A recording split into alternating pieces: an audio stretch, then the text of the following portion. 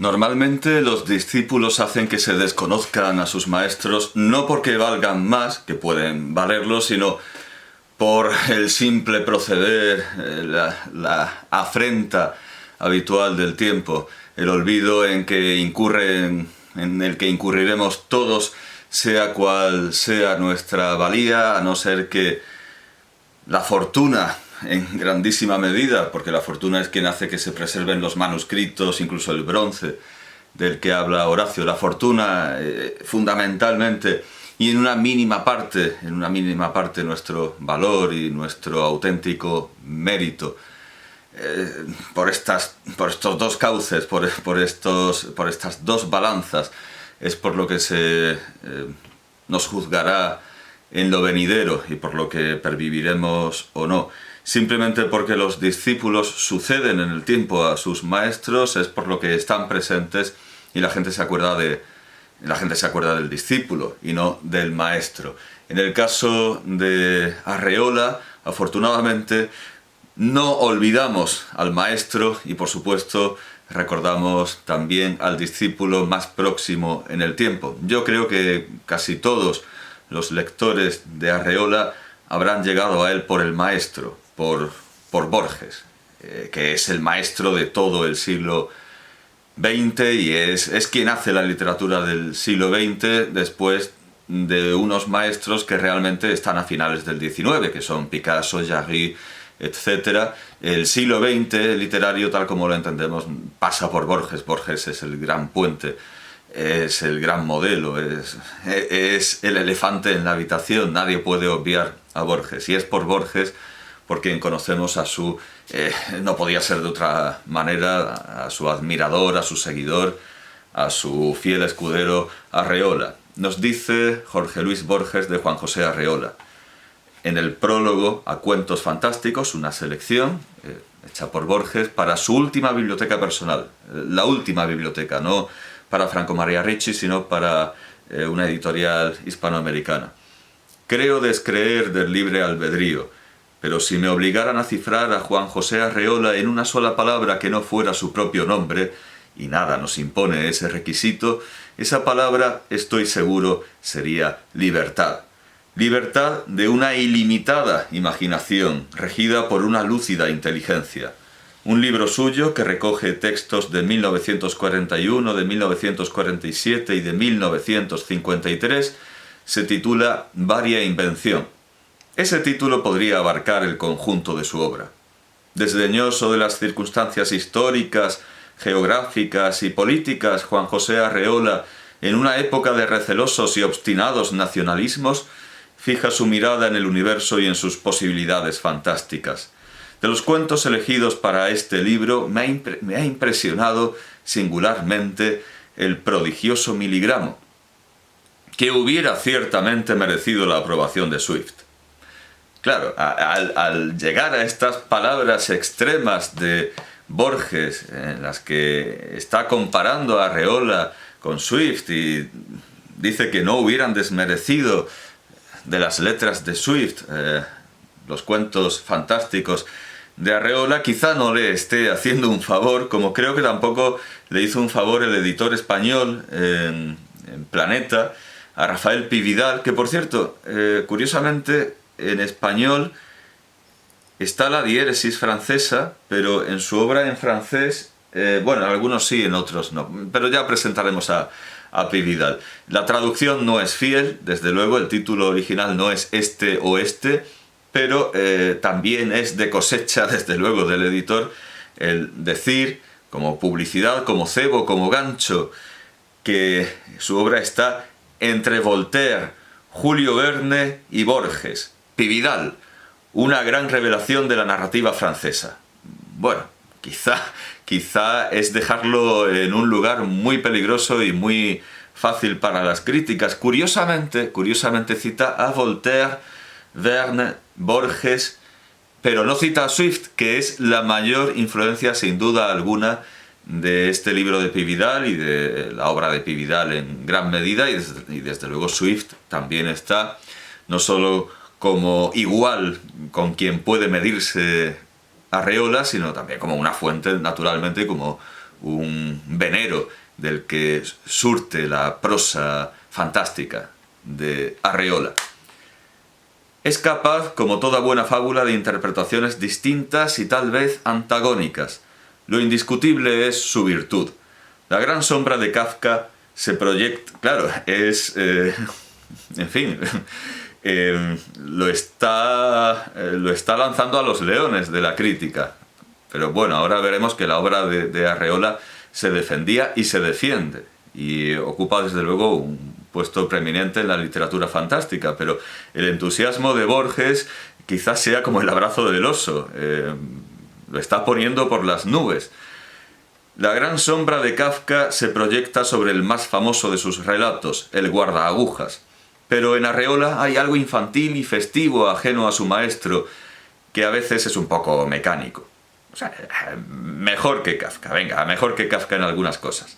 Que yo sepa, Arreola no trabaja en función de ninguna causa y no se ha afiliado a ninguno de los pequeños ismos que parecen fascinar a las cátedras y a los historiadores de la literatura. Esto quizá ha hecho que en mi libro de texto y en ninguno que yo haya visto hasta ahora no aparezca, porque como no se le puede poner una etiqueta, más allá de la literatura fantástica en la que estaría con Cortázar, si con alguien hay que agruparlo, desde luego es con Cortázar y con otros autores menores. Ahora si tengo tiempo lo comentaré ligeramente. Es un problema, claro, para los escritores el no tener una etiqueta bien visible, unas etapas, unas características, porque entonces para los ministerios de educación no cuentan. Parecen fascinar, dice Borges, a las cátedras y a los historiadores de la literatura.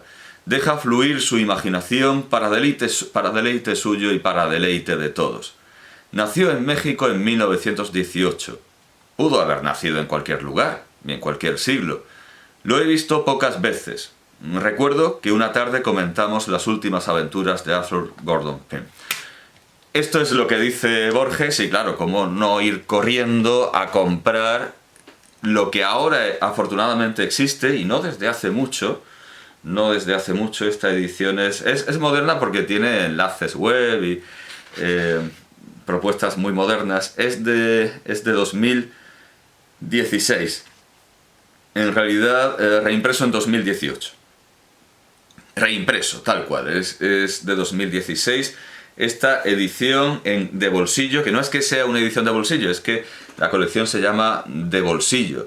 La colección más que la editorial, porque ahora los grandes grupos han hecho que no existan las editoriales, sino que existan los grupos editores que editan periódicos, libros, y las divisiones de esos grupos pues pueden considerarse editoriales. De Bolsillo puede considerarse una editorial, pero en realidad pertenece a Penguin Random House, que es un grupo editorial, y De Bolsillo pues no es una editorial, porque en realidad esto sería una colección de Penguin. Pero en todo caso, que es un libro de bolsillo, de un bolsillo generoso, sin duda alguna, pero es que también es de la editorial De Bolsillo.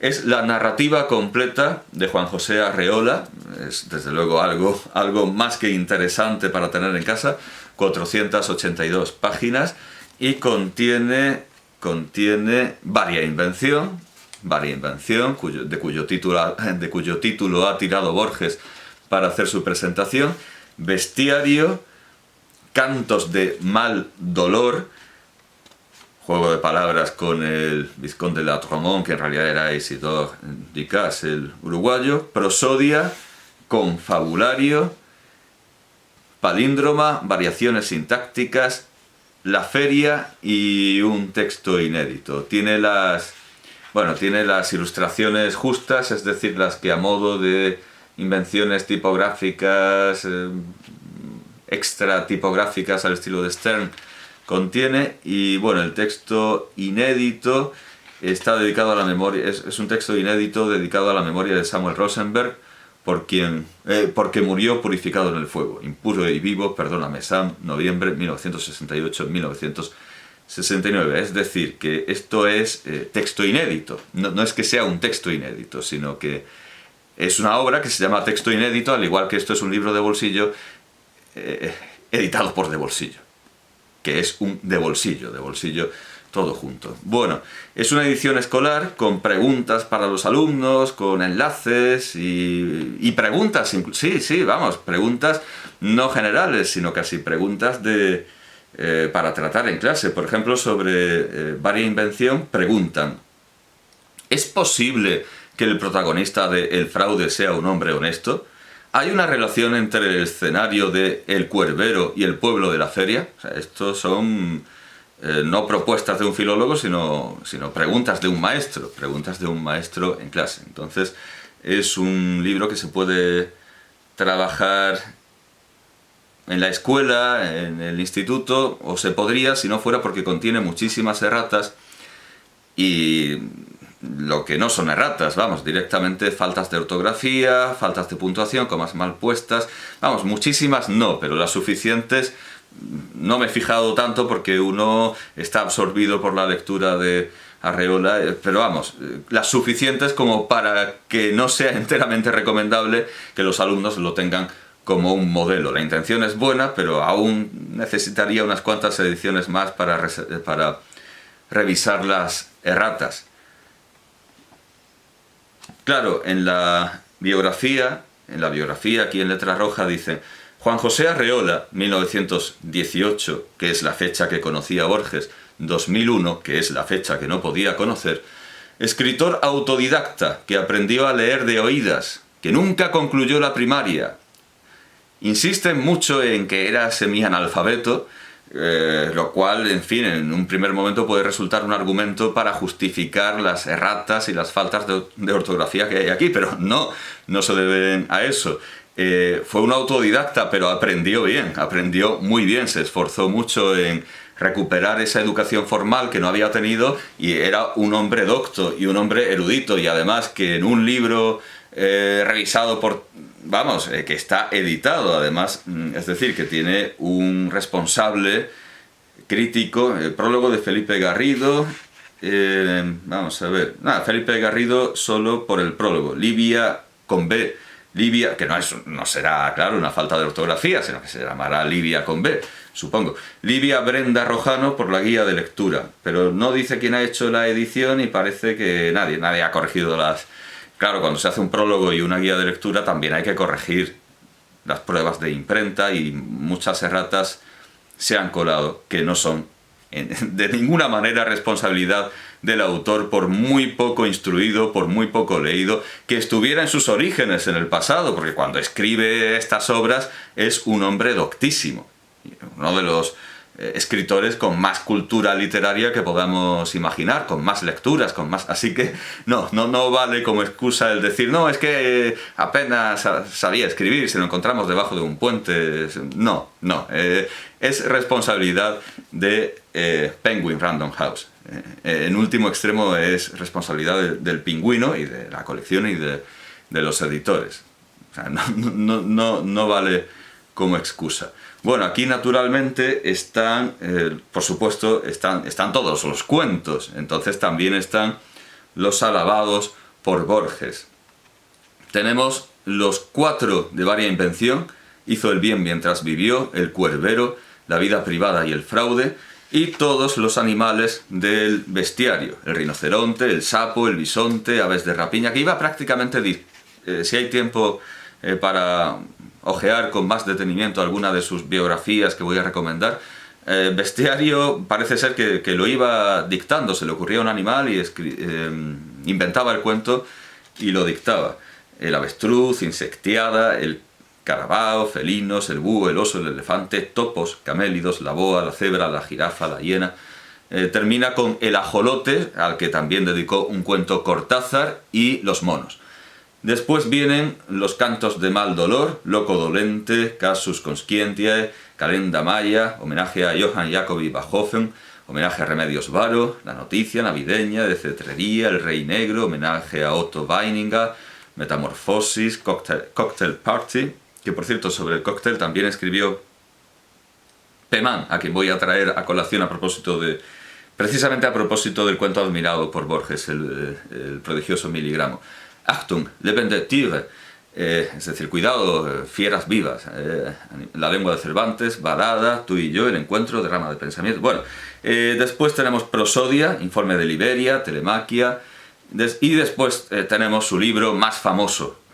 Si se edita un único libro y no esta gozosa compilación de toda su narrativa en una colección que no sea tan personal como Borges, como la de Borges, que hace su propia selección, lo más normal es que la obra que se considera maestra, la obra fundamental de Juan José Arreola, sea confabulario. De Memoria y Olvido, Parturient Montes, En verdad os digo, El rinoceronte, La migala, El guardagujas, El discípulo, Eva, Pueblerina, Sinesio de Rodas, Monólogo del insumiso, El prodigioso miligramo. Aquí está, entre Monólogo del insumiso y Nabónides.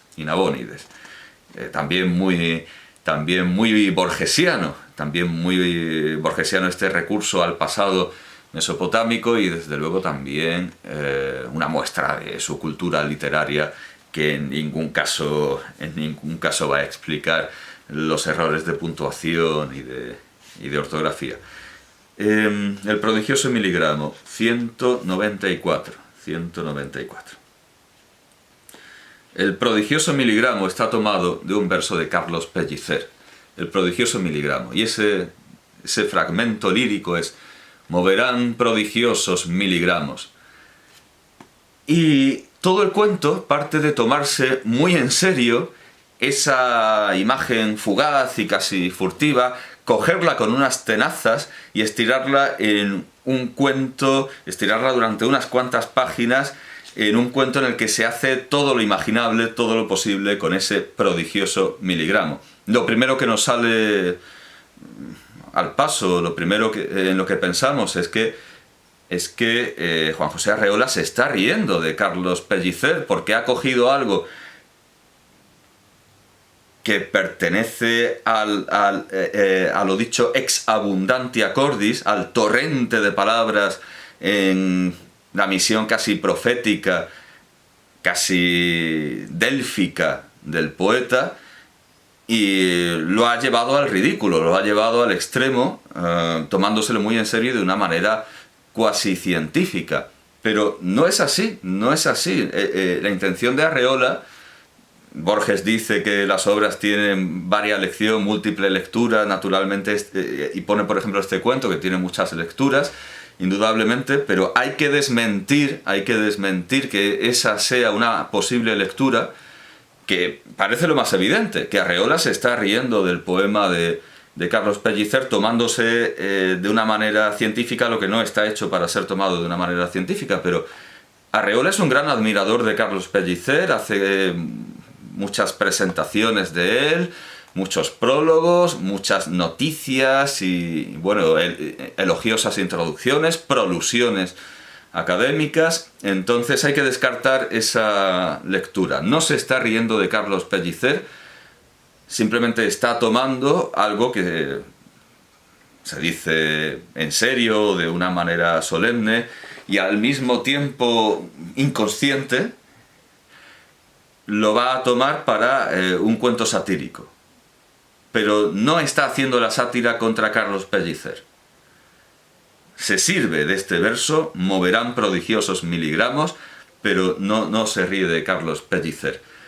El cuento tiene desde luego muchas lecturas, una lectura religiosa, una lectura económica, y en cuanto a la lectura económica del cuento debemos ponerlo en triangulación, o convendría compararlo con otros dos cuentos que también vienen a proponer en realidad la misma idea. Sería un cuento sobre el crédito, la moneda fiduciaria de alguna manera. Empieza así: una hormiga, censurada por la sutileza de sus cargas y por sus frecuentes distracciones, encontró una mañana, al desviarse nuevamente del camino, un prodigioso miligramo. Sin detenerse a meditar en las consecuencias del hallazgo, cogió el miligramo y se lo puso en la espalda. Comprobó con alegría una carga justa para ella. El peso ideal de aquel objeto daba a su cuerpo extraña energía, como el peso de las alas en el cuerpo de los pájaros. En realidad, una de las causas que anticipan la muerte de las hormigas es la ambiciosa desconsideración de sus propias fuerzas. Después de entregar en el depósito de cereales un grano de maíz, la hormiga que lo ha conducido a través de 1 kilómetro apenas tiene fuerzas para arrastrar al cementerio su propio cadáver. La hormiga del hallazgo ignoraba su fortuna, pero sus pasos demostraron la prisa ansiosa del que huye llevando un tesoro. Un vago y saludable sentimiento de reivindicación comenzaba a henchir su espíritu. Después de un larguísimo rodeo, hecho con alegre propósito, se unió al hilo de sus compañeras, que regresaban todas al caer la tarde con la carga solicitada ese día. Sigue hasta que la inspectora en jefe dice: «Probablemente nos ha traído usted un prodigioso miligramo. La felicito de todo corazón, pero mi deber es dar parte a la policía». A partir de ahí las cosas se van complicando tanto para la hormiga como para la comunidad. Y desde el plano económico vemos que ese prodigioso miligramo se convierte en una especie de lo que los antropólogos han llamado dólar de piedra, el dólar de piedra, que se da en la isla de Yap. Y hay un magnífico documental de Luis Pancorbo que se llama Yap, simplemente, en la serie Otros Pueblos. Bueno, la serie Otros Pueblos está, o espero que siga estando, en el archivo de Radio y Televisión Española, y para los economistas es de gran interés este pueblo, que tiene una moneda muy parecida al prodigioso miligramo, que es un objeto de culto que al final no se puede mover. Igualmente ellos tienen como moneda un objeto de culto que son piedras como ruedas de molino con las que compran y venden cosas, pero el dinero no se mueve. ¿Por qué? Porque pesa mucho. Entonces el dinero cambia de manos, pero no cambia de lugar, con lo cual tampoco cambia en realidad de manos, porque el dinero está en el jardín o delante de la casa, ante cuya casa está, y no de quien nominalmente es. Muy parecida es la lectura en clave económica que podemos hacer de este cuento. Uno de los párrafos del final, uno de los últimos párrafos, no quiero destrozar el cuento ni adelantarlo, es un cuento, es breve y se puede encontrar de forma digital con grandísima facilidad. El que no quiera saber el cuento, que corte aquí, lo lea y siga. Yo no voy a leer el último párrafo, voy a leer el antepenúltimo. El hormiguero en bancarrota se aferró a su miligramo como a una tabla de salvación. Después de interminables conferencias y discusiones, cuando ya el hambre mermaba el número de las supervivientes en beneficio de las hormigas ricas, éstas abrieron la puerta de su casa a las dueñas del prodigio.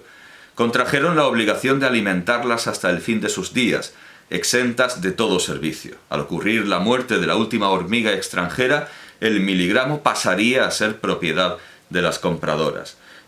No solo recomiendo leer el cuento, sino para esta lectura en clave económica, recomiendo también ver Yap, el dólar de piedra, que creo que es el título del documental de Luis Pancorbo sobre las curiosas costumbres económicas de Yap. Bueno, pues he dicho que Pemán iba a salir a propósito de estos cuentos económicos, porque él propone la misma idea, pero la cuenta de una manera...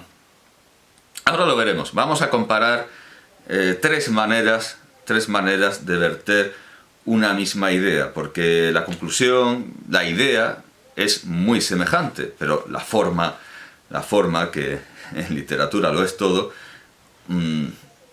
no tanto. Bueno, en realidad debería haberlo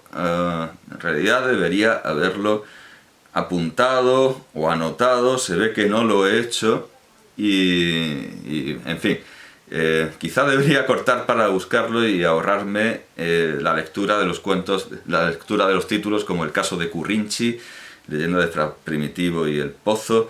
Sí, debería haberlo buscado, porque aquí están, al igual que en el caso de Arreola, aquí están todos los cuentos de Arreola, aquí están todos, o casi todos, los cuentos de Pemán, los que se atrevió a reeditar, claro, porque habrá cuentos, supongo, demasiado fascistas. Bueno, voy a buscarlo y así no tengo que callarme y no tiene por qué oírse el posible ruido ambiente. Bueno, ahora lo busco y lo leo.